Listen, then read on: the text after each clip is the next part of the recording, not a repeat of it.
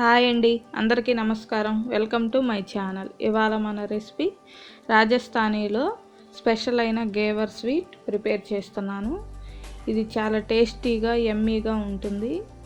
ఈ స్వీట్ని ఎలా చేసుకోవాలో ఒకసారి చూసేద్దాం. ఇప్పుడు ఒక బౌల్ పెట్టుకొని అందులో పావు కప్పు కరిగించిన నెయ్యి వేసి అందులో 4-5 ఐస్ క్యూబ్స్ని వేసి కలుపుతూ ఉండాలి.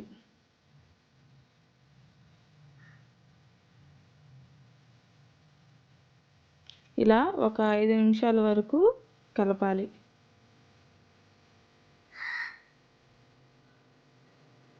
ఈ విధంగా కలిపిన తర్వాత క్రీమ్ లాగా రెడీ అవుతుంది. ఇప్పుడు ఒక కప్పు మైదాని తీసుకొని కొంచెం కొంచెం వేసి బాగా కలుపుకోవాలి.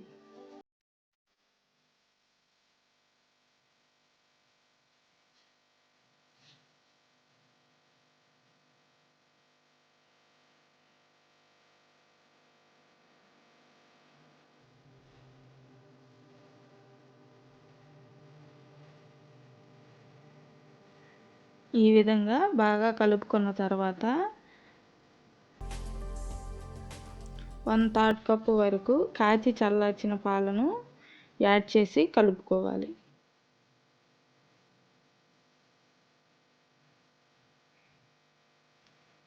ఇలా కలిపిన తర్వాత కొంచెం కొంచెంగా వాటర్ను వేసి పల్చగా వచ్చే వరకు కలుపుకోవాలి.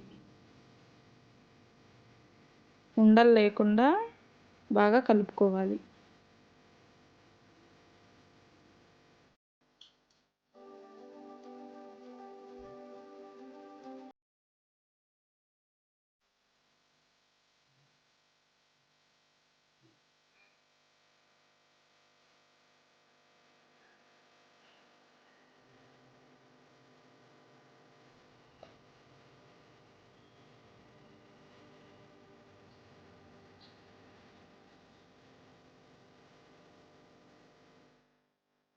ఈ విధంగా కలుపుకున్న తర్వాత ఇప్పుడు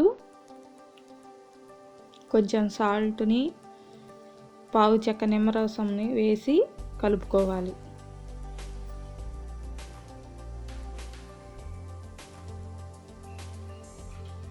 ఇలా ఈ విధంగా పలచగా వచ్చేంత వరకు బాగా కలుపుకోవాలి.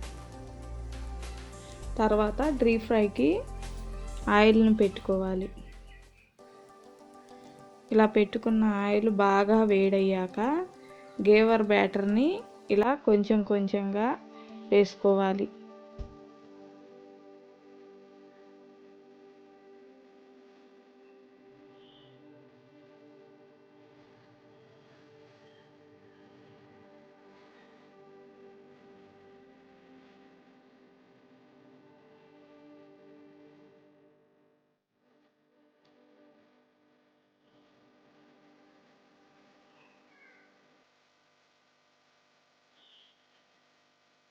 ఈ విధంగా చుట్టూతా కూడా కొంచెం కొంచెం వేసుకోవాలి.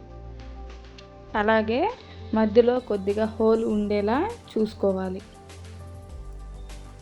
ఇలా చేసుకోవడం వల్ల గేవర్ని తీసుకోవడానికి వీలుగా ఉంటుంది. ఇలా నూనెలో ఫ్రై అయ్యి స్లోగా రంగు వస్తుంది. ఈ విధంగా వచ్చిన తర్వాత తీసుకొని పక్కన పెట్టుకున్నాం.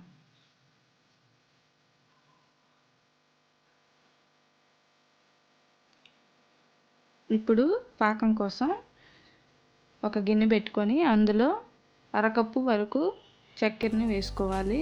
అలాగే దాంట్లో పావు కప్పు వరకు వాటర్ని యాడ్ చేసి కలుపుకోవాలి. మనకి పాకం గులాబ్ జామ్ పాకం లాగా రావాలి.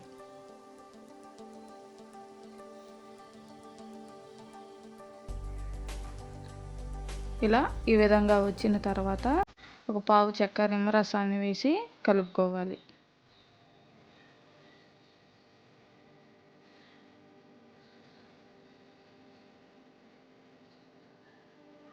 ఇలా కలుపుకున్న తర్వాత ఇప్పుడు గేవర్ని ఒక ప్లేట్లోకి తీసుకొని ఇప్పుడు మనం ప్రిపేర్ చేసి పెట్టుకున్న పాకాన్ని గేవర్ మీద కొంచెం కొంచెంగా వేసుకోవాలి.